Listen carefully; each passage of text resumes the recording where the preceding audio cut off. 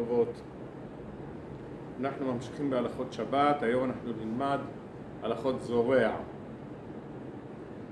אדם שזורע זרעים או נוטע אילנות, זה נחשב אב מלאכה. שניהם אותה מלאכה. הזורע והנוטע זו אותה מלאכה. עכשיו, לא רק זורע ונוטע, אני לא יודע אם היום משתמשים ברעיון הזה שלוקחים ענף מהעץ ומכניסים אותו לתוך האדמה, והעץ מתפתח בשתי ראשים. ראש אחד שהוא העץ הישן, למשל בעץ ענבים. זה השורשה. איך? זה השורשה. זה נקרא בגמרא, בלשון הש"ס, זה נקרא הברכה. כאילו מורידים לו ברך או בריכה, שזה כמו משהו מהמקור.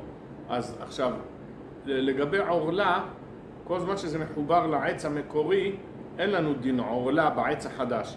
אם העץ המקורי מת, אז העץ החדש הזה מתחילים לספור לו שנות עורלה, אחרי 10 שנים שהוא כבר צומח. כן, זה הדין. עכשיו, ההברכה זה גם מצד אותו איסור של זורע, אם אדם עושה הברכה. או הרכבה, הזכרנו מה זה הרכבה, שלוקח ענף מעץ ושם אותו בעץ אחר. אז כל הדברים האלה, או בן אדם שגוזם את הענפים של העץ, זה נקרא זומר בלשון חז"ל. אדם שזומר את הענפים הם לוקחים הרבה כוח מהעץ, מהגזע. אז אם אתה מדלל קצת, אתה מוריד קצת מהענפים, אתה זומר, אז לעץ נהיה הרבה יותר כוח. אחר כך אתה יכול לצפות לפרי יותר טוב, לפירות הרבה יותר, כי לעץ יש יותר כוח. במקום שהוא יגדל ענפים, מהענפים שאתה משאיר יצאו הרבה יותר פירות טובים ויפים וגדולים. אז כל הדברים האלה, כל הפעולות האלה, גם זומר ענפים, האיסור שלהם משום מלאכת זורע. זה המלאכה. גם אם אני לא מתכוון, כשאני זומר את הענפים, אני לא מתכוון כדי שהוא יצמח יותר, אני מוריד ענפים בגלל סיבה אחרת. אז גם במקרה כזה, החיוב זה חיוב גמור. אני יודע מה התוצאה. כולנו יודעים מה התוצאה. התוצאה של כריתת הענפים המיותרים, היא תגרור בעקבותיה צמיחה יותר טובה של העץ. אז לכן, האדם חייב על זה, גם אם הוא לא התכוון שיצמח יותר טוב.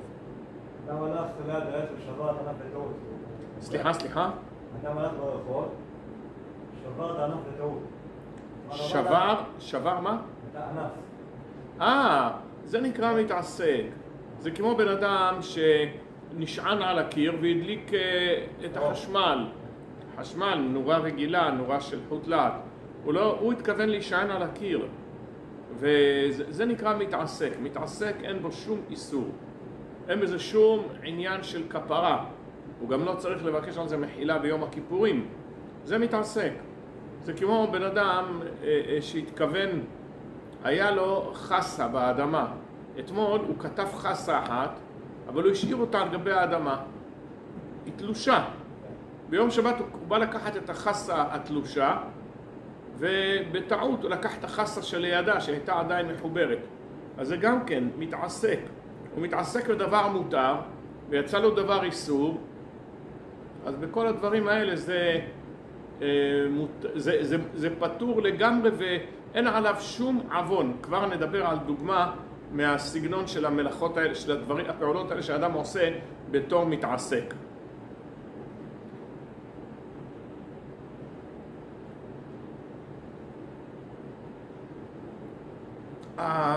הרמב"ם כתב שהזומר את הענפים של העץ בשביל שיצמח יותר טוב חייב משום זורע, כמו שאמרנו. הר"ן אומר שזה לא משום זורע אלא משום נוטע. אין נפקא מינה, כי גם זורע ונוטע זה אותה מלאכה. אבל כשאתה בא להתרות בבן אדם, לפני שאנחנו נחייב אותו, הוא צריך שיהיה לו התראה ועדים, עדים והתראה. אז העדים צריכים להגיד לו, תשמע, אם אתה זומר את העצים, אתה תתחייב משום זורע לפי הרמב"ם, או משום נוטע לפי הר"ן. אבל זה אותה מלאכה. זה לא שתי מלאכות, זה אותה מלאכה. רק זורע זה יותר שייך לצמחים.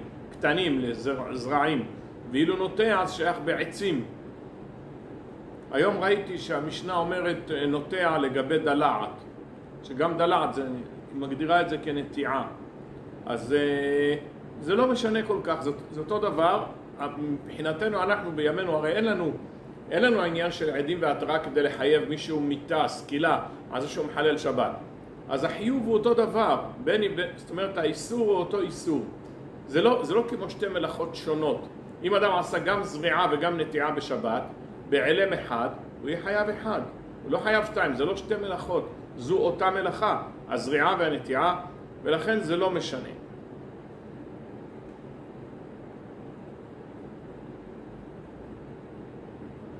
אם בן אדם מפזר זרעונים בשבת לתוך אדמה, יש אדמה חרושה, הרי איך עושים? קודם כל חורשים את האדמה, מרככים אותה, ואז מפזרים את הזרעים, ואז מכסים את הזרעים בעפר. עכשיו, אם אדם זורק את הזרעים ככה על האדמה, זה עדיין זה לא נקרא זריעה, אבל אם הוא מכסה את זה בעפר, אז זה הזריעה. זו הזריעה, ואם היה שקע בתוך האדמה, כמו שאנחנו אומרים שהוא חורש, אז הזרע נפל לתוך המקום הצפוף הזה, שהוא מוקף בעפר, מעליו אין עפר, גם זה נקרא כבר זריעה. למרות שהוא לא כיסה את זה, אבל לצמח יש לו את התנאים להתפתח לזרע הזה יש לו תנאים להתפתח ולהצמיח לנו את מה שאנחנו מעוניינים, אז יש כבר חיוב על הבן אדם שהוא זורק את הזרעים לתוך מקום שהוא כאילו קובר אותם, רק הם לא מכוסים מלמעלה. באותה מלאכה, באותו שם מלאכה, גם אדם שמשקה את הזרעים, גם כן חייב משום זורע. המשקה מים לזרעים חייב משום זורע. למה? מה זה הזריעה? להצמיח משהו. ומה עושה ההשקיה? גם היא עושה כדי להצמיח. זה ממש חלק מהמלאכה. אז אם אדם משקה מים לזרעים בשבת, זה תולדת זורע. זהו. זה תולדה. אין הבדל בעשיית מלאכה בשבת בין אם אדם עושה אב או תולדה. אין הבדל. על שניהם יש אותו חיוב.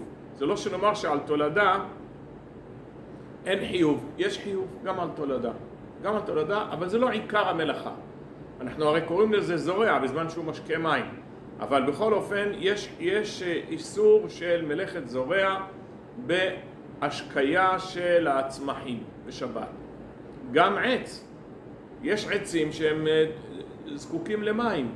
דיברנו על זה שבוע שעבר לגבי פרי הדר, שפירות הדר, האילנות שלהם הם זקוקים להשקיה. יש עצים שלא זקוקים להשקיה. אתה הולך במקומות, בגינות ישנות, ויש שם עצי תאנה מלפני 50 שנה. העץ, אף אחד לא משקה אותו, הוא שואב מהאדמה את המים שהוא זקוק להם. אבל עצים של פירות הדר, כל הפירות הדר, הם זקוקים להשקיה. אם לא תשקה אותם, אז הפירות שיהיו, הם יהיו פירות לא טובים, או מעטים, או בלי טעם, או בלי מיץ. אז הפירות הדר הם טעונים השקיה. אז גם אם אדם משקה אילנות, לא משנה, הוא משקה זרעים, חסה ומלפפון ועגבניות, או שהוא משקה עצים שזקוקים להשקיה, אז ממילא יש על זה את תולדה של מלאכת זורע, והוא חייב. עכשיו פה אנחנו נדבר על מה שאתה הזכרת. זה כתב את זה הרב תורה לשמה. תורה לשמה זה ספר אחד מהספרים של הבן איש חי, הוא העלים את שמו. הוא קרא בספר, הוא קרא לספר של המחבר יחזקאל כחלי. ובדקו, יוצא בגימטריה יוסף חיים כנראה. כן. וגם כל התשובות שמה הן מאוד מקבילות לפסקים שלו בבן איש חי ולתשובות שהוא ענה ברב פעלים. הרב עובדיה החליט שהוא הבן איש חי העלים את שמו וכתב שהוא מצא ספר של איזה חכם ישן והוא מדפיס אותו. אבל זה בעצם בן איש חי. היו דברים מעולם שרבנים העלימו את שמם מהספר. היה הספר הזה שיצא עליו קצפם של הרבה אנשים, חמדת ימים, שאומרים שנתן העזתי כתב אותו. וזה, התברר שזה רבי בנימין הלוי, שהוא כתב איזה 12 ספרים בלי שם, ונתן אותם לכל מיני אנשים. את הספר הזה הוא נתן לאיזה ראשון לציון, אחד מהראשונים לציון, אני שכחתי את שמו, והוא הדפיס את הספר, ולא יודעים מי הדפיס את הספר, וטענו שזה נתן העזתי, הוא כתב את הספר. נתן העזתי היה נביא שקר של שבתאי צבי, והיה על זה מחקרים בלי סוף, ואיזה חוקר אחד אשכנזי, הוא הדפיס את הספר הזה, חמדת ימים, לפני איזה 7-8 שנים, אולי 10 שנים, והוא כתב הקדמה ארוכה, והוא כתב שזה בעצם שזה לא נתן העזתי, שזה רבי בנימין הלוי. אני בספר שלי, השמות של הרבנים, ציטטתי ממנו, וגם ציטטתי ממחבר לפני איזה 100 שנה, היה מחבר ספרות על רבנים, כמו ביבליוגרפיה ופרטים, יש לו המון פרטים, אין במקום אחר. השם של הספר שלו זה תולדות היהודים בתוגרמה ובארצות הקדם. הוא נינו של הרב דוד פרדו. הוא לא היה מאוד חרדי, מאוד דתי, אבל הוא כתב ספר מאוד מעניין, והוא שאב את הידע שלו מתוך ספרות השו"ת, שזה המקור הכי אמין. והוא מביא הוכחות רציניות, חזקות מאוד. אני כתבתי את ההוכחות שלו אצלי בספר, שלא ייתכן שכתב את זה נתן העזתי. ברור שלא כתב את זה נתן העזתי, אלא מישהו אחר. הוא לא כתב מי, אבל הוא כתב שזה לא יכול להיות. בכל אופן, אז היה דבר כזה שרבנים כותבים ספרים ולא כותבים את השם שלהם, ככה עשה הרב בן איש חי עליו השלום. איך? בעד הצניעות. אצל הרב בן איש חי זה מצד הצניעות. אצל רבנים אחרים מכל מיני סיבות, יכול להיות שגם הרב בנימין הלוי זו הייתה הסיבה. הוא היה מדפיס המון, הוא כתב המון ספרים, חי לפני כ-400 שנה, והוא הדפיס את כל הספרים שלו בעילום שם. כן, יש דבר כזה. אולי לפעמים יש סיבות אחרות, אבל בכל אופן יש דבר כזה בעולם. אז בן איש חי, הרב יוסף חיים עליו השלום, הוא כתב פה שאלה כזאת. בן אדם שפך מים בחצר שלו, של הבית, והיו שם גרגירים של חיטים למשל. אנחנו לא רגילים כל כך לגרגירי חיטה, יש כאלה שמים אותם בחמין, אבל אנחנו לא רגילים יום יום. פעם כל בית היה שם חיטים, כי טוחנים אותם, יום יום טוחנים, עושים לחם. בכל בית הייתה מטחנת יד, שהאדם או בצורה של הלוך ושוב, או בצורה של עיגול, והיו טוחנים בבית את הקמח, כי אם אתה טוחן את זה יומיים קודם, כבר יהיה תולעים. אז היו טוחנים, כל יום היו טוחנים בבית את החיטים, אז היו חיטים מצויים בבתים. אז הבן אדם, הוא לא שם לב שיש שם גרגירי חיטה, שפך מים. אחרי יום-יומיים הוא רואה שהם צומחים, מתפתחים. האם יש עליו איסור? אז הוא אומר שזה דומה לאדם שסגר דלת בבית, ביום שבת בצהריים פתח את הדלת של הבית. מסתובב מסביב לדירה שלו, ואחר כך הוא בא, הוא אומר, טוב, אני אלך עכשיו לבית הכנסת, להתפלל מנחה מהר, אני אבוא לסעודה שלישית. אז הוא סגר את הדלת, נעל אותה, הלך לתפילה, חזר מהתפילה, נכנס הביתה, הוא רואה פתאום בתוך הבית שלו יש צבי. כנראה בזמן שהוא הסתובב מסביב לבית, הדלת הייתה פתוחה, נכנס צבי. עכשיו יוצא, הוא מסתכל מהחלון, הוא רואה צבי. אז האם מותר לו להשאיר את הדלת נעולה? האם מותר לו להשאיר את הדלת נעולה, שישאר הצבי שמה? זאת אומרת, אני לא סגרתי את הדלת בשביל לתפוס את הצבי. אני סגרתי את הדלת של הבית, כדי שלא ייכנסו אנשים זרים. אבל נכנס מישהו זר, נכנס צבי. הצבי הוא שווה כסף, אפשר לאכול את הבשר שלו, כן? לא היה אז חוקי הירוקים, שאסור לאכול מהטבע שום דבר. כן? אז עכשיו מה יהיה הדין של הצבי הזה? האם אני עשיתי עוון שסגרתי את הדלת? לא, אני לא התכוונתי לצוד, אני לא התכוונתי למלאכת צידה. לא ידעתי בכלל שיש שם צבי, אני סגרתי את הדלת. מותר לי להשאיר את הדלת נעולה עד מוצאי שבת, ויש לי צבי, הרווחתי צבי. אז אין בזה שום איסור. זאת אומרת, הבן אדם הזה לא צריך ביום הכיפורים לבוא ולהגיד חטאתי, עביתי, פשעתי, סגרתי את הדלת ונתפס שם צבי. וגם אם יש בית המקדש, אין לו צורך להביא קורבן חטאת שהוא חילל שבת. וגם אם הוא ילך לאיזה רב מקובל שנותן תיקונים על כל מיני עבירות, יגיד, הולך מפה, אין לך שום עבירה. אתה לא התכוונת לעשות עבירה, אתה התכוונת לסגור את הדלת. אז זה הדין, כמו שדיברנו מקודם, זה נקרא מתעסק. הוא עכשיו מתעסק בלסגור את הדלת שלו כדי שלא ייכנסו גנבים, שלא ייכנסו אנשים זרים. אבל הוא לא התכוון, הוא לא ידע בכלל שיש שם צבי. אז זה נקרא מתעסק. זה בדיוק כמו שנתתי לך דוגמה, שבן אדם כתב את החסה מהרצפה אתמול, ביום שישי, שם אותה בין החסות המחוברות לאדמה, הוא אמר, מחר אני אקח את החסה, היא תהיה לי יותר רעננה, שהיא קרובה לאדמה.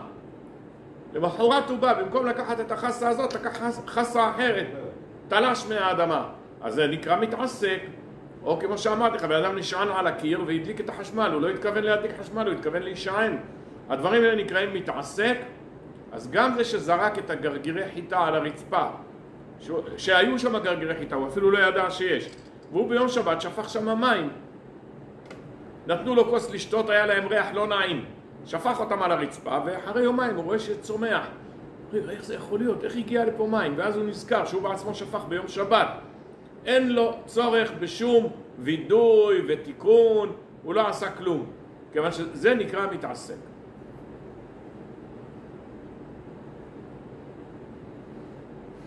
עכשיו, כשאנחנו דנים לגבי האדם שזורק גרגירים על האדמה, אנחנו לא מדברים על האדמה כמו פה, מה יש פה?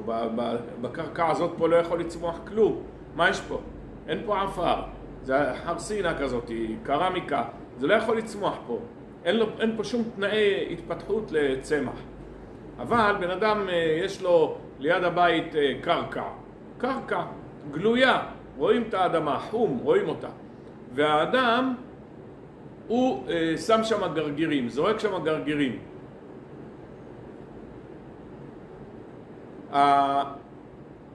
האדם שעושה את זה בשבת, נגיד שהוא עושה את זה בשוגג, הוא שכח ששבת, אבל הוא זרק שם גרגירים ביום שבת. יש לנו הלכה שאם בשבת בן אדם לקח את הפינג'ן שיש לו, הוא לא שם לב ששבת. לקח פינג'ן, מילא אותו במים וקפה, והדליק את הגז, או שהיה שם גז דלוק, ושם על הגז את הפינג'ן הזה. והוא נזכר, המים עוד לא הגיעו למצב של 45 מעלות. לא הגיעו. כמה המים שבברז? 20 מעלות יש להם? אז הם ישבו שם 2 דקות. עוד לא התחיל לא לבעבע, ועוד לא הגיע למצב שיד צולדת בו, שיד נכווית ממנו. לא הגיע. והבן אדם הזה שואל את הרב, מה אני אעשה? תוריד את זה מיד מהאש. למה? אם זה יישאר על האש, זה ירתח, ויגיע למצב של יד צולדת בו, והבן אדם חייב חטאת. אין לנו חטאת היום, אבל הוא חייב חטאת. אז ביום הכיפורים הוא יבוא ויתוודע על זה כדי לכפר על העוון שלו. אבל אם הוא מוריד את זה מהאש, נגיד שהוא לא הדליק את האש, נגיד שיש שם אש דלוקה, אז הבן אדם בעצם לא עשה מלאכה של בישול. הוא ניצל מבישול המים, הוא הציל את עצמו מבישול המים.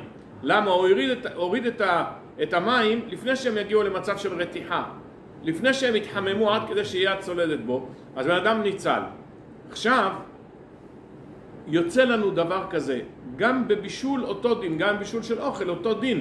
אנחנו או פת בתנור, היה שם תנור בוער, והוא היה לו בצק מיום שישי, יש לו בצק, כל השבוע מוכן לו בצק, הוציא מהמקרר חתיכה בצק, לא שם לב שהיום שבת, הלך למקום, לתנור, היה שם טוסטר דולק, ושם את הבצק על הטוסטר. עכשיו, הבצק, הוא שם רק דקה. אם אתה משאיר אותו עוד 5 דקות, כבר הוא יהיה אפוי בחלק התחתון שלו, איפה שהוא פוגע בו החום. יקרמו פניה של הפת. אז הוא שואל את הרב אומר לו, תוציא מיד את הלחם מהתנור. תוציא את זה. למה? אין בזה איסור שהוא רודה את הפת מתוך התנור. אין בזה איסור. אבל אם יישאר שם הפת, הוא יגיע למצב שהוא חייב חטאת, אם זה בשוגג. כעת, אנחנו רואים שלמרות שהוא עשה את הפעולה של האפייה, או את הפעולה של הבישול, או של ההרתחה של המים, הוא עדיין יכול להציל את עצמו מהאיסור. אבל בזריעה זה לא ככה. עכשיו תראו משהו. כשהוא שם את המים, הוא עוד לא מתחייב. עד שהמים יגיעו למצב של רתיחה. או שהלחם יגיע למצב של אפייה. אבל בזריעה, ברגע שבן אדם זרק את הזרעונים לתוך אדמה, שהם יכולים להתפתח שם ויש להם את כל התנאים כדי להתפתח בתוך האדמה, באותה שנייה הוא מתחייב, לא מחכים שזה יצמח. בעצם היינו צריכים לשאול, הרי אדם ששם את המים על האש להרתוח או את הלחם בתנור, בעצם מה הוא עשה? הוא בישל את הפת, הוא בישל את האוכל, הוא לא עשה כלום. הוא שם את זה, ואחר כך נגרם שזה יתבשל, נגרם שזה יופה. אז זה כמו גרמה, למה אני עושה את הפעולה עכשיו, והלחם יהיה בעוד 10 דקות. זה לא שאני עושה דבר, אני לוקח תרנגול, שוחט אותו, אז עשיתי את המלאכה שאסורה בשבת לטילת נשמה. אבל באפייה ובישול, זה פעולה שנעשית נמתחת על פני זמן, אבל אני לא אומר שהוא עשה רק גרמה, שהוא עשה רק פעולה שאחר כך היא תהיה. כדי להבין טיפה יותר אני אומר לכם, יש חזון איש. חזון איש אומר דבר כזה, אדם שם פינג'אן עם מים על גבי גז, שם פינג'אן עם מים על גבי גז, ונגיד שהוא עשה איזה שעון שבת שהגז ידלק בשעה 10 בבוקר. הוא שם מים קרים, מים שלא התבשלו, או שהוא שם ביצה. אומר החזון איש שהוא פטור. גרמה. זה גרמה גמור. למה? החשמל בא מאליו. נכון, אתה הכנת את השעון שבת שידליק, ואתה שמת את הביצה על המקום שהאש תדלק עוד מעט. אבל אתה לא שמת על אש. אתה שמת על מקום שעתיד ידלוק בו אש. אז הוא אומר שהוא פטור מחילול שבת. הוא פטור. אולי יש איסור, אולי לא משנה. אבל אנחנו רואים שכשהפעולה תעשה יותר מאוחר, אתה לא יכול לחייב את הבן אדם. אז אולי נאמר, גם אדם שהדביק לחם בתנור, או אדם ששם מים לרתוח על גבי הגז, אז נגיד שזה גרמה. הוא עכשיו שם את המים, והמים לאט לאט ירתחו ויגיעו למצב של רתיחה ולבישול. לא. ברגע שהוא שם את המים על הגז, אני לא אומר שהפעולה שלו נגמרה, אלא הפעולה שלו, כאילו הידיים שלו כל רגע ורגע מרתיחים את המים ומבשלים ואופים. הידיים שלו עושים את זה. זה לגבי בישול ואפייה. זאת אומרת, זה עדיין זה לא הגיע למצב של בישול. זריעה זה לא אותו דבר. זריעה, אדם זרק גרעין לתוך האדמה, ורק בעוד יום-יומיים הוא ייפתח ויתחיל לצמוח, הוא חייב. זה נקרא זורע. לא אכפת לי מה יהיה עם זה. כי תראו, בדוגמה דומה היה שאלה כזאת. אדם לקראת צאת שבת, אם זה לא יתפתח? אם זה לא יתפתח, אז הוא לא עשה כלום. אבל באותו רגע שהוא זרק את זה, הוא חייב. הוא חייב, אבל אם באמת, לא, מה זה לא יתפתח? אם לא היה שם תנאים להתפתחות. לא, אנחנו מדברים שיש תנאים. יש תנאים שהזרע הזה יתפתח. אם אין תנאים שהזרע יתפתח, זרק אותו פה, אז זה לא יתפתח לעולם. תגיד אדמה יבשה. אדמה יבשה, כי תמיד זורעים על אדמה, זורעים באדמה לחה? יכול להיות שזורעים באדמה... הנחות שבאוויר הוא יתפתח, אבל... יכול להיות, אני לא יודע, אבל אני רוצה לתת עוד דוגמה אחת שתיתן לנו עוד יותר תמונה ברורה בעניין. היה, צאת הכוכבים היה בשעה 5, נגיד, זה צאת הכוכבים, לא בין השמשות. והבן אדם הזה בשעה 20:05 או 25 דקות לפני 5, היה שם תנור, הוא הכניס לתנור לחם. עכשיו, הלחם הזה נאפה אחרי שעה. זאת אומרת, לקח לו שעה, האפייה שלו נמשכה על פני שעה שלמה. הוא שם את זה ב-25 דקות ל-5, שזה עדיין יום, סמוך לחשיכה. אחר כך נהיה 5, כבר הייתה חשיכה, וב-5:30 הלחם כבר היה אפוי. טוב, בואו נגיד, לפחות הוא נהיה לו קרימת פנים ב-5:30 או ב-5:15, שזה אחרי שכבר יצאה שבת, הלחם הגיע למצב של אפוי. מה יהיה הדין? אני מדבר לגבי בן אדם ששם את הלחם בשבת, עדיין היה יום, ראו את העיגול של השמש, הוא שם את הלחם בתנור, ואם זה היה נמשך עדיין שבת, הוא היה בוודאי חייב סקילה או חייב חטאת. אבל מה קרה? יצאה שבת. יש בזה מחלוקת הפוסקים. יש פוסקים שאומרים שהוא חייב, יש פוסקים שאומרים שהוא פטור. למה? כי האפייה בעצם נעשתה ביום חול. ביום חול, נכון, הוא עשה דבר לא טוב, אבל האפייה, יש בזה מחלוקת הפוסקים, יש כמה... לא הייתה פעולה. זה לא נקרא פעולה. מתי שהיא קורמת היא הפעולה מתחילה. כשהלחם קורם, זה הפעולה מתחילה. אז או שהאוכל מתבשל כמאכל בן דרוסאי, או שהמים מגיעים ליד צולדת בו. בסדר? אז עכשיו אנחנו חוזרים לעניין שלנו. כל זה טוב ויפה לגבי בישול, אבל לגבי זריעה זה לא ככה. כי החיוב הוא על עצם זריקת הזרע לתוך האדמה. כבר יש חיוב. לא אכפת לי שרק אחרי יומיים הוא נובט. לא אכפת לי שאחרי יומיים הוא נובט, כי באמת הוא לא נובט באותה דקה. אבל התורה חייבה על זורע. התורה חייבה על זורע. אז מתי הבן אדם עשה את הזריעה? היום, עכשיו. אז אני כבר מחייב אותו. למרות שרק אחרי יומיים הוא נבט. אחרי יומיים הוא התחיל להוציא עלים קטנים. אז בכל אופן הבן אדם חייב. אז זה העניין של זורע. עכשיו, אז אנחנו למדנו שאסור לבן אדם להשקות מים לזרעים בשבת, שיש בזה איסור של מלאכת זורע. זה אב מלאכה. אב מלאכה. עכשיו, ולכן, מזה יוצא לנו הלכה אחרת. זאת אומרת, יוצא לנו הלכה שבן אדם רוצה לאכול בחצר שלו. בחצר שלו זה האדמה. הוא יוצא מהבית, יש לו חצר למטה, או שהולכים לאכול בגינה. יש אנשים שיש להם גינה ציבורית ליד הבית, והחליטו לאכול היום את הסעודת שבת בגינה. בבית אין אוויר, ושם יש קצת רוח, נעים, יש צל, תנאים מצוינים לאכול בגינה. אז עכשיו בגינה הם לוקחים איתם מים, או שיש שם ברז ציבורי בחוץ, או בחצר שלו יש לו עוד ברז, אז הוא רוצה ליטול ידיים. נוטלים ידיים לסעודה. כשאוכלים כזית פת, חייב נטילת ידיים. ואם יש לך סנדוויץ' קטן שאתה לקחת איתך... מה? כזית צריך נטילה. רק בלי ברכה. ברכה על קבצה. על כזית צריך נטילת ידיים בלי ברכה. אז מה אתה עושה אם אתה נסעת ברכב או באוטובוס או עם חבר שלך, לקחת איתך סנדוויץ' והסנדוויץ' שוקל 100 גרם.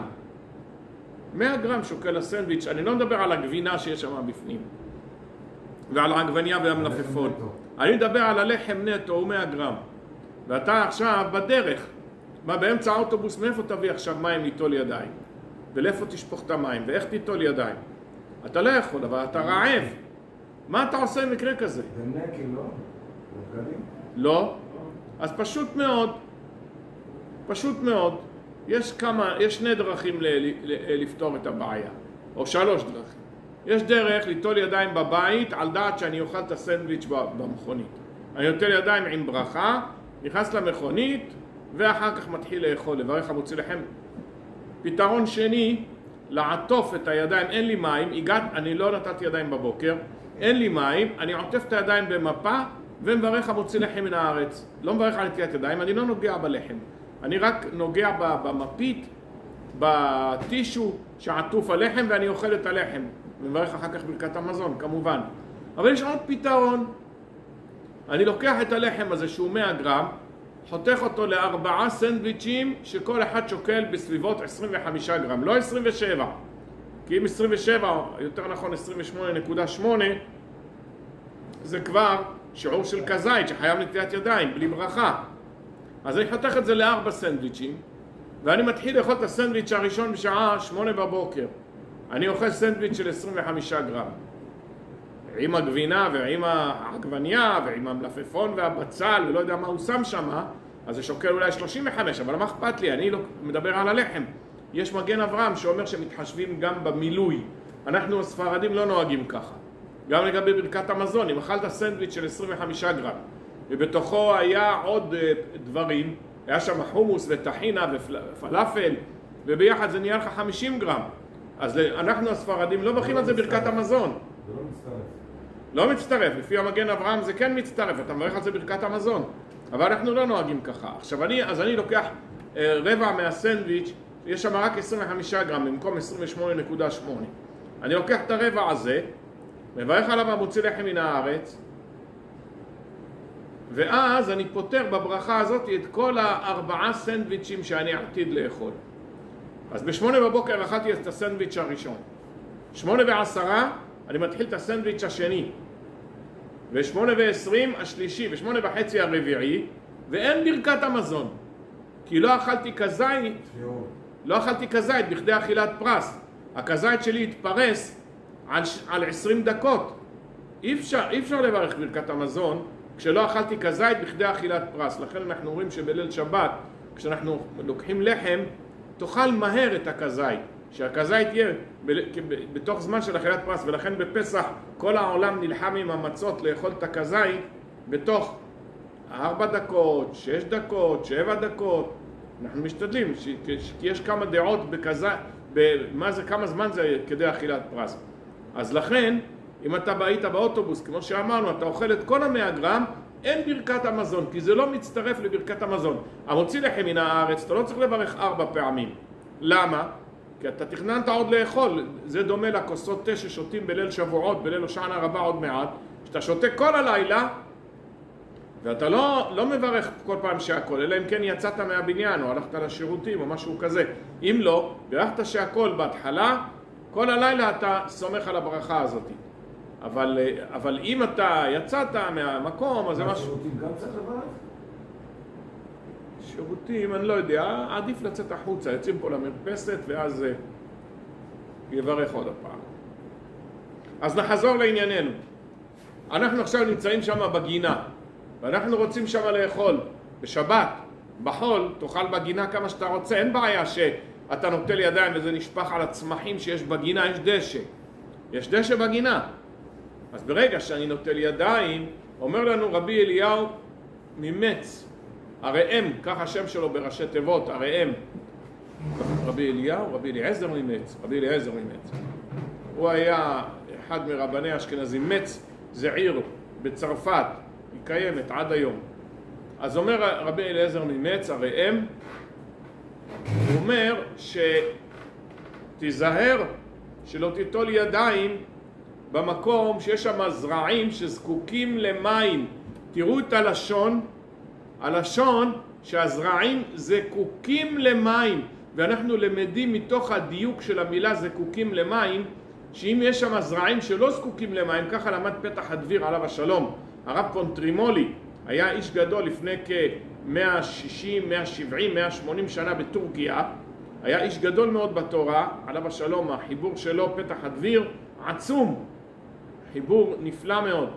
אז הוא למד מתוך דברי הראם שכתב הזקוקים למים, שאם אתה נמצא בחורף וכל האדמה מלאה מים, יש לך 5 סנטימטר אפילו, היה גשם יפה בבוקר, כל הדשא רטוב, האדמה ספוגה בלחות, היא לא צמאה, אז האדמה לא זקוקה עכשיו, הצמחים האלה הם לא זקוקים למים. אז הוא למד שאין בזה את החשש של רבי אליעזר ממץ, של הראם, אין בזה את החשש. אבל אדם לא ייטול ידיים על הצמחים ישר, אבל יש לנו בזה כמה השלכות ללימוד הזה של רבי אליעזר ממץ, אנחנו נדבר עליהם תכף, שיהיה לי יותר קל מבחינת ההלכה, להשתמש במים באותה גינה. מזל טוב, מזל טוב, סימן טוב ומזל טוב, רק שמחות בעזרת השם. אולי תחליף את ה...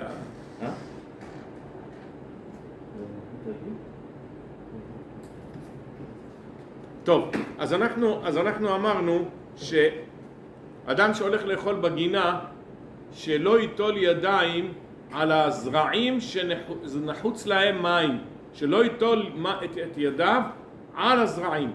עכשיו, אבל, לא רק מים, הוא הדין שאר משקים. מה זה שאר משקים? נגיד מיץ תפוזים, מיץ אשכוליות, מיץ לימון, כל הדברים האלה, שלא ישפוך בזה. אחד מזגו לו מיץ תפוזים בכוס, והם יושבים שם מסביב לשולחן, ולמטה יש דשא. אז הוא לא רוצה את המיץ תפוזים. מה אני אעשה? אני צריך את הכוס, אני רוצה לשתות עכשיו מים צלולים, לא רוצה מיץ. אז מה אני אעשה בכוס? אף אחד לא רוצה לשתות מהפה שלו, אז הוא רוצה לשפוך את זה על הרצפה. אז אסור אם הצמחים, אם מה שיש שם שתול, אם זקוק למים, כמו שאומר רבי אליעזר ממץ, אסור לנו לשפוך את המיץ תפוזים הזה על גבי הקרקע. עכשיו בעצם האיסור הזה הוא מתאים לדברי רוב הראשונים. הרב עליו השלום מונה פה 16 ראשונים שהם סוברים. יש לנו מחלוקת בין הראשונים.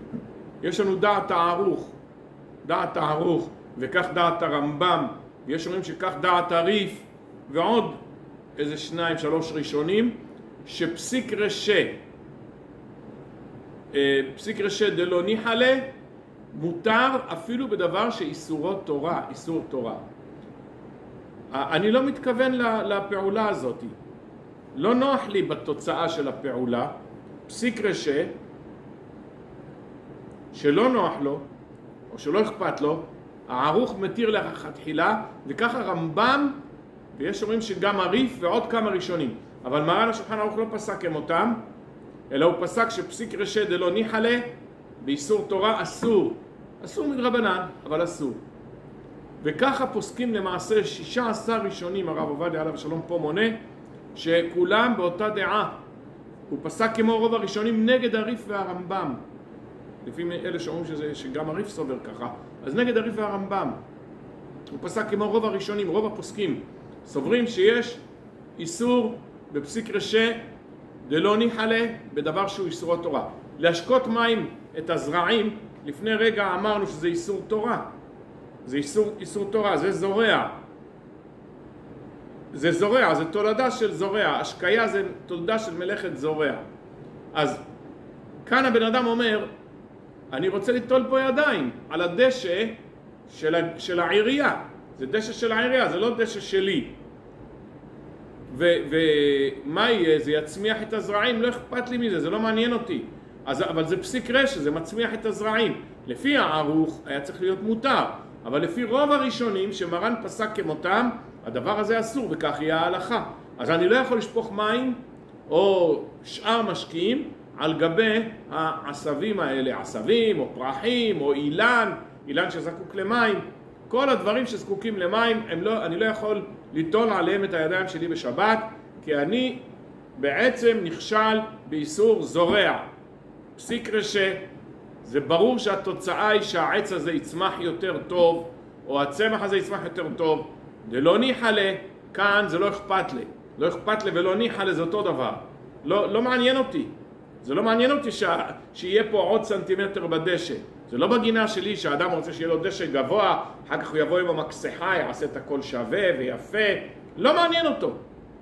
לא מעניין אותו, זה נקרא פסיק רשע דלא ניחלה, דלא אכפת לי, והדבר הזה אסור, כיוון שמדובר דבר שאיסור תורה. אם זה היה איסור דרבנן, אז אנחנו פוסקים שפסיק רשע דלא ניחלה ואיסור דרבנן מותר. אנחנו לא פוסקים כמו הערוך וסיעתו, שאומרים שגם בדאורייתא הפסיק רשע דלא ניחלה, גם זה יהיה מותר. לא, אבל אנחנו כן פוסקים, אנחנו בדבר בחומרת איסור נמוכה, כאשר האיסור הוא דרבנן, אז אנחנו כן אומרים שפסיק רשע דלא ניחלה באיסור דרבנן מותר. פעם היה בבית כנסת, שם היה כיור. מצוין, זה הדיון שלנו עכשיו. זה הדיון שלנו עכשיו. עכשיו אני מגיע לזה. מה עם החלישה? פסיק שלא ניחלה שעושה חריץ. זה גם מלאכת חלישה. שמה זה לא ודאי, שמה זה לא פסיק רשע. זה גם חלישה. אבל רבי משה, הפסיק רשע של החריץ הוא לא ודאי. אם הוא ודאי זה אסור. אם ב100% יהיה לך שם החריץ, פסיק רשע זה ואסור. זה איסור. אבל למה מותר לאדם גורר אדם מיטה, כיסא וספסל ובלבד שלא יתכוון לעשות חריץ? מדובר שאין לך ודאות של 100%. יש לך רק ודאות של 99. 99% יהיה חריץ, יהיה מותר? כן. אין לי ודאות של 100%. כשאין לי ודאות של 100%, מותר. אבל אם זה ודאות של 100%, אסור לך לגרור את המיטה. למשל, בדבר כבד, אם המיטה היא כבדה מאוד כמו המיטות שלפני 70 שנים, של הסוכנות. יכול להיות, לא יודע איזה מיטות זה היה, אבל היו מיטות שאתה, אפילו הסוכנות, אתה לא ראית אותה. היה מיטות שאני ראיתי בילדותי, שראש מיטה היה שוקל איזה 60 קילו. 2 ראשי מיטה, 120 קילו. המיטה עצמה, עוד לא יודע כמה קילו. ואם אתה גורר דבר כזה, זה יהיה חרישה כבר, זה לא יהיה חריץ. טוב. אז זה ודאי, וזה יהיה אסור. אבל במיטה של הסוכנות, אני לא יודע, אם זה גם ודאי, אז גם יהיה אסור. כן, לא כבדות. אם ברזלים, והם לא כבדים כל כך. לא, הם היו שוקלים, והם היו יוקרתיים. זה היה שיא היוקרה, המיטות האלה. אולי לא בכל המקומות. עם הקשתות? לא, בלי קשתות. לא, היה ראש מיטה מפה וראש מיטה משם. היה צבוע, היו צובעים את הראש מיטה הזה בצבע של הפורמייקה. עכשיו עשית פה ארון קודש חדש, ויש פה פורמייקה בצבע אחר פה של הסטנדר הזה, נכון? כל אחד צבע אחר. היו לוקחים את זה לצבעי, והיה צובע את המיטה של הברזל בדיוק אותו צבע, ועושה את כל הציורים שיש על הפורמייקה. מי שנכנס רואה סט, ארון ומיטה, אותו דבר. ועוד היו עושים שם איזה ציור של פרח, לא יודע, כל כמה צבעים. זה היה מלאכה קשה וגדולה מאוד, אבל זה היה מאוד יקר. אתה יודע, יקר זה גם כבד. התייקר ליבא דפרעה, כבד לב פרעה, התרגום מתרגם, התייקר ליבא דפרעה, נהיה יקר. יקר זה כבד. בהרבה מקומות זה יקר, והתרגום הוא כבד. אז המיטות האלה היו גם יקרות וגם כבדות. טוב, אז עכשיו מה שאמר לנו רבי יאיר, יש בתי כנסת ויש גם בתים שבחצר של הבית יש שם כיור, ואם אנחנו רוצים לאכול בחוץ 22 מעלות, בתוך הבית חם, הקירות ספגו הרבה שמש בשבועות האלה. אז בבית חם, או שאין מספיק אוורור, ובחוץ ממש נעים, ויש לך צל, הבניין מצל, כל החצר, לא חצר, גינה יש לי ליד הבית, זה אדמה, לא הספקנו לרצף אותה. ויש לי שם כיור, שלא סידרנו, זה צנרת של ניקוז, זה עולה הרבה כסף להביא אינסטלטור ולסדר, ובכיור הזה אנחנו משתמשים רק אחת לחודש או אחת לשבועיים. אז אנחנו שמנו בגינה כיור עם ברז. הברז, עשינו ברז שמביא מים, אבל הכיור לא שמנו לו יציאה. אז הכיור מונח, יש לו איזה צינור קטן שיוצא המים דרך הצינור הקטן, והם נשפכים 2 מטר מהכיור. 2 מטר. אני אומר 2 מטר, כי יש פוסקים שאמרו 2 מטר. יש פוסקים שאומרים 24 סנטימטר, שאני שופך את המים פה, וזה הולך 24 סנטימטר, פוגש את הצמח הראשון. או 10 צמחים ביחד הוא פוגש. 24 סנטימטר. אז אני שופך את המים לתוך הכיור. זה הכוח הראשון שלי. אחר כך, מהחמת שהקדוש ברוך הוא הטביע בבריאה כוח משיכה של כדור הארץ, אז המים לא נשארים בכיור, הם נמשכים, וכשהם מגיעים לרצפה, הם יורדים במדרון. זה גם חלק מכוח המשיכה של כדור הארץ, שהם יורדים למקום נמוך. אז הכוח הראשון זה מה שאני שפכתי לתוך הכיור. אבל כשאני שפכתי לתוך הכיור, אין שם צמחים בתוך הכיור. הכוח השני, שכבר יש בזה שיתוף של כוח הכבדה, כוח המשיכה של כדור הארץ, הוא שלקח את המים, מביא אותם לצמחים. אז זה נקרא כוח שני. כוח שני הוא גרמה. הוא גרמה. זה כבר לא ממני. זה לא ממני ישירות. זה גרמה. כמו שאמרנו מקודם, דיברנו לגבי גרמה, שאני שם סיר של ירקות עם בשר על הגז, עוד לא התבשלו אלה מעולם, ואחר כך נדלק האש, אני אמרתי לאש שידלק מערב שבת, שעון שבת, ונדלק האש ובישל את זה בשבת, לא עברתי על איסור לבשל בשבת, כך אמרנו בשם החזון איש. אמרנו שזה גרמה. גם פה זה גרמה. הכוח הראשון אני עשיתי, וזה כבר כוחו. זה כבר לא כוחו, זה כבר כוחו. אז זה גרמה. עכשיו זה תלוי כבר בכוונה שלי. אם אני באמת יש לי כוונה שזה ילך ויפריח את השושנים, את הורדים שיש לי שמה, אז זה כבר משהו אחר. אבל אם אין לי כוונה, אני עכשיו נוטה לי ידיים, לא מעניין אותי עכשיו הורדים, או הדשא, או הפרחים, לא מעניין אותי שום דבר. אותי מעניין עכשיו ליטול לי ידיים לאכול את החמין. אז אין לי כוונה.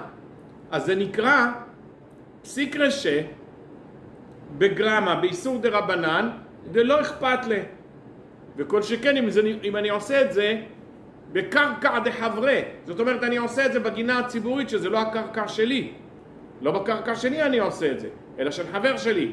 אני לא מעניין אותי עכשיו להפריח את השדה של חברי. אז אם זה כוחו שזה גרמה, וגם אני לא מתכוון כדי להצמיח שום כלום, הדבר הזה מותר. אז בית כנסת זה נקרא קרקע לחברה, זה לא השדה שלי.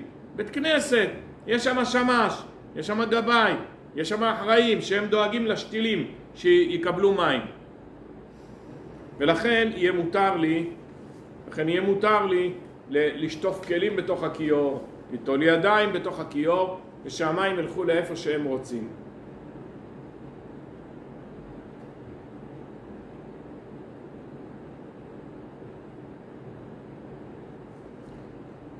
פעם הזכרנו את ההלכה הזו, כי ההלכות האלה כבר למדנו אותם, אבל לא למדנו אותם בפרוטרוט, ואני חוזר עליהם בעזרת השם את כל הפרטים שיכול להיות בהלכה. הדין הזה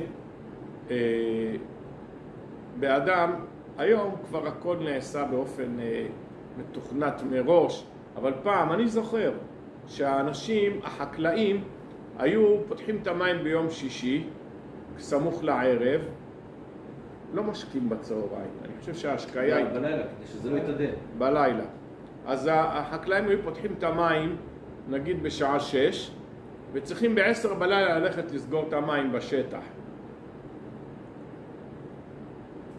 כעת הבן אדם פתח את הממטרות ביום שישי בשעה 5, בשעה 6 נכנס שבת. בשעה 8 בערב הוא צריך ללכת לסגור את המים. איך? אני מדבר על מה שהיה פעם. היום משוכלל.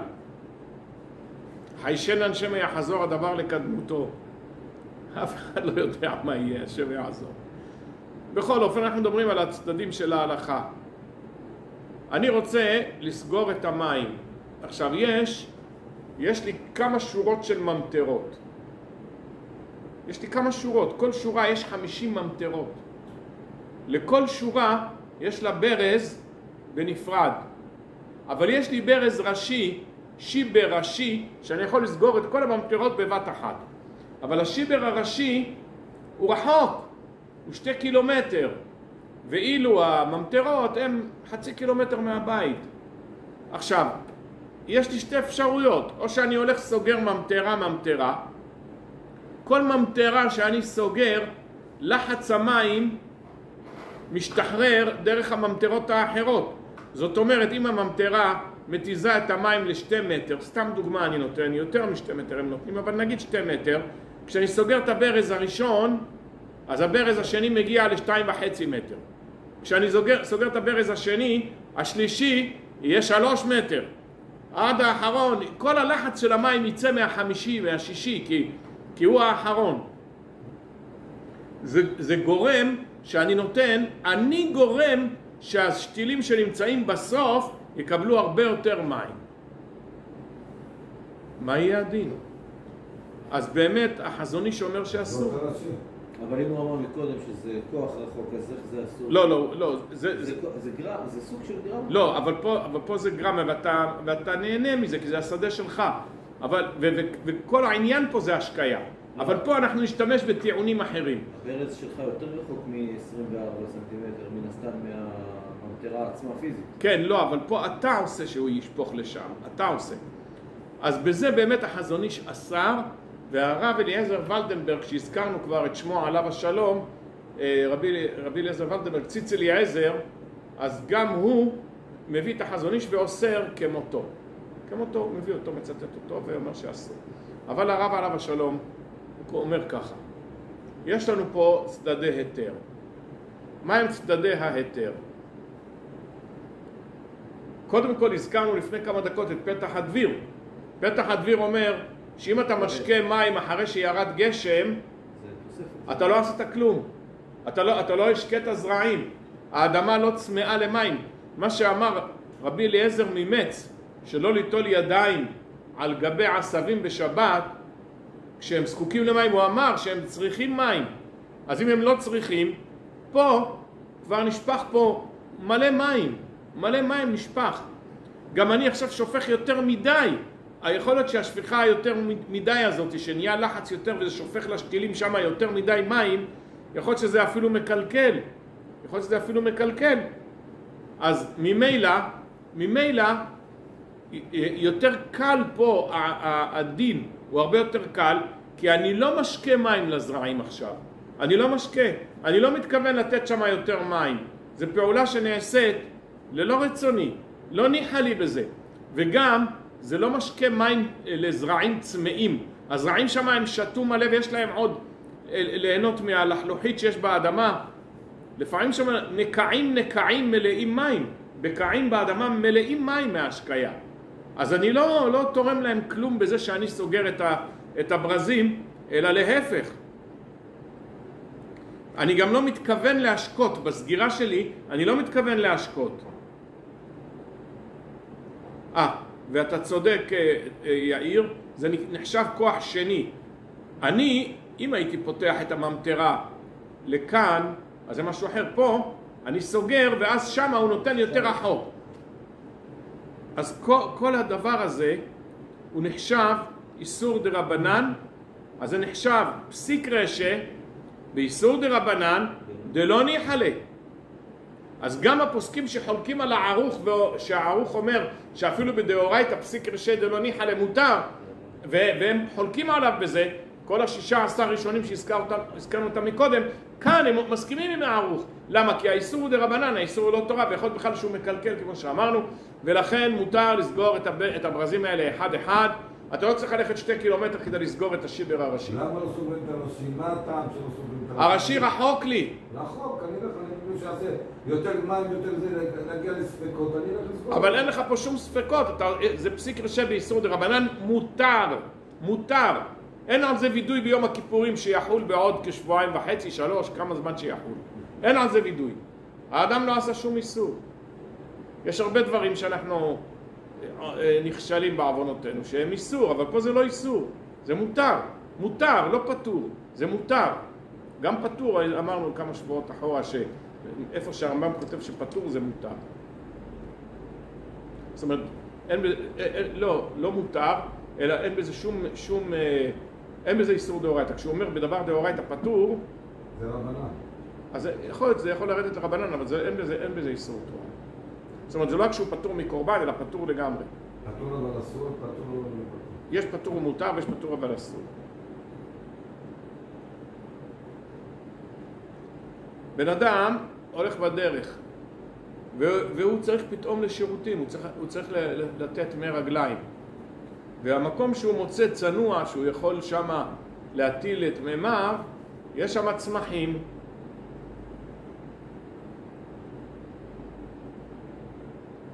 אז רבי אליעזר ממץ, שהזכרנו אותו לפני רגע בעניינים האלה של ההשקיות, הוא אומר שיהיה אסור.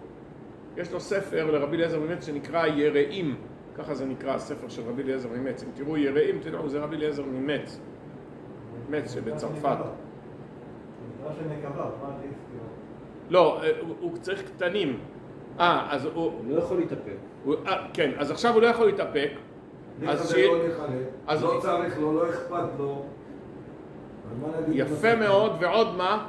תגיד לנו עוד טענה אחת חזקה.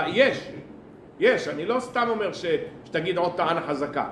מרגליים, אמרו רבותינו, שזה מזיק לצמחים. יפה מאוד. מרגליים מזיקים לצמחים. אז כיוון שמרגליים מזיקים לצמחים, אתה לא מועיל להם, אבל אנחנו נקשה. פתח הדביר שהזכרנו אותו לפני רגע, הוא אומר, אם זה מזיק לצמחים, אז הרי הוא כתולש. הרי הוא כתולש צמחים בשבת, הרי הוא הורג אותם. טוב, אז אפשר להגיד שמה שרבותינו אמרו, שהוא מזיק לצמחים, לא שהוא ממית אותם. אבל הוא לא מחיה אותם. הוא לא, ההתפתחות שלהם תהיה יותר איטית, אבל הוא לא ממית. אז באו חכמים בדורות האחרונים, והם אומרים שחכמי הטבע אומרים שיש חומרים במי רגליים שאדרבה הם מצמיחים, מזבלים את האדמה. מי רגליים מזבלים את האדמה.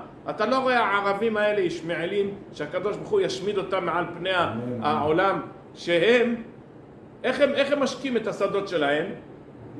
בביוב. והצמחים צומחים, הם מוכרים את זה אחר כך. מוכרים לך את זה. מלא רעלים, הכל מלא רעלים. כל הירקות שנוגעים באדמה, כמו תפוחי האדמה, בצלים, שום. כל הירקות האלה, כל רבי, כל הירקות האלה הם מורעלים. מורעלים. כשמשקים אותם במי ביוב, מורעלים. אז הם הערבים האלה, הם משקים. אז טענו מי שטענו שזה מזבל את האדמה, אולי זה יצמח יותר טוב, ולא דיברו על הרעל. הירקות יהיו מלאים רעל, אבל זה מזבל את האדמה, אז אדם מזבל בשבת. אין לנו איסור תורה במזבל, לא למדנו איסור כזה ב-39 אבות מלאכות. למדנו במשקה, מים לצמחים, כמו שזה שייך לזורע. אין לנו משקה. ב-39 אבות מלאכות אין משקה, אבל משקה שנמצא בתוך ה-39, כיוון שהוא תולדה דזורע. אבל זיבול, לא שמענו שיש מלאכת זיבול, לא שמענו. זה לא גם אותו דבר משפיע, כאילו גורם לצמחים לצאת יותר? המרגליים. המזבל. המזבל, כן, אבל אין לנו את זה, לא למדנו את זה, לא בגמרא ולא... עכשיו, יש לנו פה בעיה. יש לנו בעיה, רבותינו אמרו שמי רגליים מזיקים לצמחים.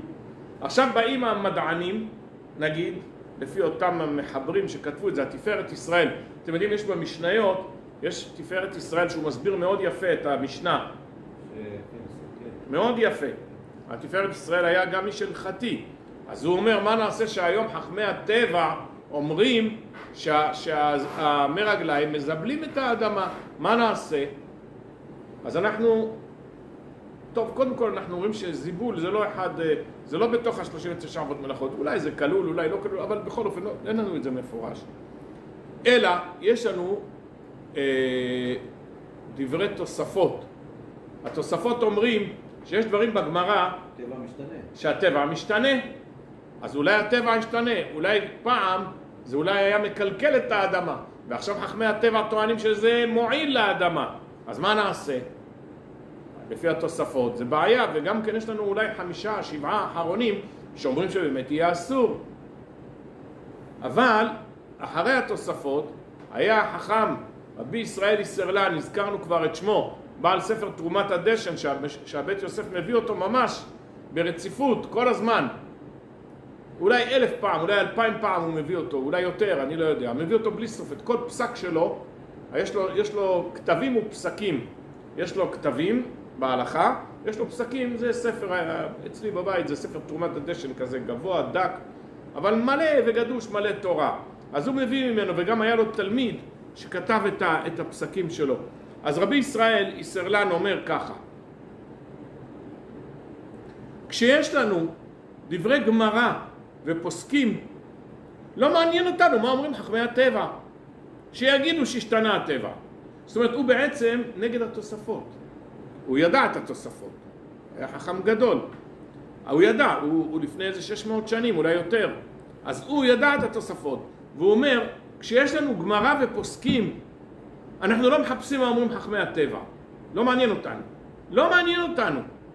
לא מעניין אותנו. רבותינו אומרים שהקינה נולדת לא מפריה ורבייה של זכר ונקבה. היום יבואו המדענים ויגידו לך שזה נולד מפריה ורבייה. אז מה? אז יהיה אסור להרוג קינה בימינו? מותר. איתוש אסור. קינה מותר. תולעת שבמים מותר גם לשתות אותה עם המים. או תולעת שעל הגבינה, הרמה התיר לאכול את הגבינה עם התולעים, אין בזה איסור של תולעת. למה? זה יצא מתוך הגבינה. זה מקפץ על הגבינה, הוא אומר מותר. וגם לשתות מים, שיש שם תולעים שנוצרו בתוך המים, אז אנחנו אומרים שזה לא בא מפריה ורבייה. אולי רבותינו התכוונו לתהליך של ההתפתחות של זה, שזה לא נולד עכשיו מהנקבה יצא תולעת, כי זה תולעים שיש לך במים. איך הם נהיה תולעים במים? מטילים. איך? מטילים שם ביצים, לא? לא יודע, פעם הלכתי פה לאיזה מקווה, לטבול כלים, פה באלף, וראיתי בתוך המים תולעים כאלה, שחורים, אדומים, כל מיני צבעים. ריבונו של עולם, עשרות, אולי מאות. מאיפה זה בא? פשוט מאוד. התולעת הטילה את הביצים שלה על איזה הר, או באיזה שדה, או באיזה בית, או באיזה מקום. התולעת, הביצה, זה התייבש מבחוץ, אולי זה היה לך, אחר כך באה רוח, העיפה את הביצה הזאת. והביצה הזאת מגיעה לתוך המים, ושם מתפתחת התולעת, הבת של התולעת ההיא. ככה זה. אז יכול להיות שלזה חכמים התכוונו, כשהם אמרו שזה לא בא מזכר ונקבה, אולי לזה הם התכוונו. ואז קרן שזה בא בתהליך כזה, זה לא בצורה שהיא מטילה פה ביצה, יושבת עליה והנה יוצא לך תולעת קטנה. לא, אין שום קשר בין התולעת לבין האמא שלה. הביצה זה הקשר, כן. אבל הביצה הזאת יכול להיות שאחרי שנה, יכול להיות שאחרי 100 שנים, הביצה הזאת תבוא לכלל התפתחות, כמו גרגירי חיטה. מצאו גרגירי חיטה מלפני 100 שנים, וצמחו. הפוטנציאל שיש בתוך הגרגיר נשאר גם בתוך הביצה של התולעת, ולזה רבותינו קראו שזה לא בא מזכר ונקבה.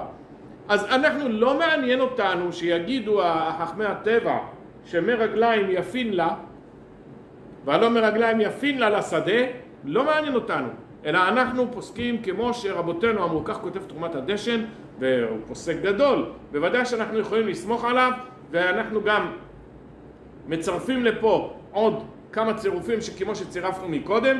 לכתחילה, אם יש לו פינה שאין שם צמחים, אז יעשה את המרגליים שלו שם. אבל אם אין לו מקום אחר, זה המקום, מה הוא יעשה?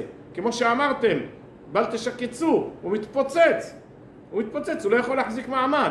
אנחנו רואים בכביש שאנשים עוצרים את המכונית אפילו במקומות מסוכנים, לא יכולים, ועושים את צורכיהם. אז גם בשבת, אם אדם עובר בשדה כזאת והוא צריך לתת מרגליים, אם הוא יכול למצוא מקום בלי צמחים ופרחים, אוקיי. יש גם כן מקומות שזה צמחים, קוצים וברקנים, לא ניחא לב ולא אכפת לב, והוא אדרבה נגד הקוצים. הוא לא בעד שיצמחו קוצים במדינה. אז ואין לו איפה, אז אין לו ברירה, אז הוא יכול להטיל שם את המרגליים שלו. עוד הלכה אחת קטנה, גם כן מרבי אליעזר ממץ, בעל היראים, הוא כותב שלא להשליך זרעים בחצר במקום שעלולים להתפתח לצמח. אבל אם מקום שדורסים שם בני אדם, לא יצמח. אז מותר לך לזרוק, יש לך כמה גרגירים, אתה רוצה לזרוק אותם, מותר לך לזרוק אותם שם, זה לא יצמח. מקום שיש שם דריסת בני אדם, הילוך בני אדם, בחצר, מותר לך גם לזרוק את הגרגירים כמה שאתה רוצה. זה הם היו מפזרים לתרנגולים. היו מפזרים את הגרגירים לתרנגולים כדי שתרנגולים יאכלו. אז אל תפזר במקום שעלול לצמוח. היום צומחים הכל, איפה שאתה דורך, לא דורך, הכל לא צומח היום. לא צומח. צומח היום. במקום... גם עולה. אם אתה לא שם בלון, אם אתה הורג את הצמיחה, הוא קודם. אלה צמחים פראיים אתה מדבר. אבל בצמחים תרבותיים, דשא. אתה הולך עכשיו לגינה ציבורית, איפה שזה מסלול מעבר של בני אדם, האדמה יבשה. במקום שאנשים לא דורכים, ליד העצים, שם הדשא צומח יפה, מתפתח 20 סנטימטר. אז מקום דריסה של בני אדם, המקום הוא פחות עלול לצמוח. עכשיו, וכתבו האחרונים שהכוונה של היראים שהאדמה לחה שם, איפה שהוא זורק את הגרגירים לתרנגולים. אז אם האדמה לחה, עלול באמת להתפתח מזה צמח, ואתה זרקת את זה בשבת, אז לכן צריך להיזהר. שיהיה שבוע טוב ובשורות טובות. פרשת שבוע, פרשת שבוע, אתה לא היית פה כמה שבועות, אז שכחנו לדבר.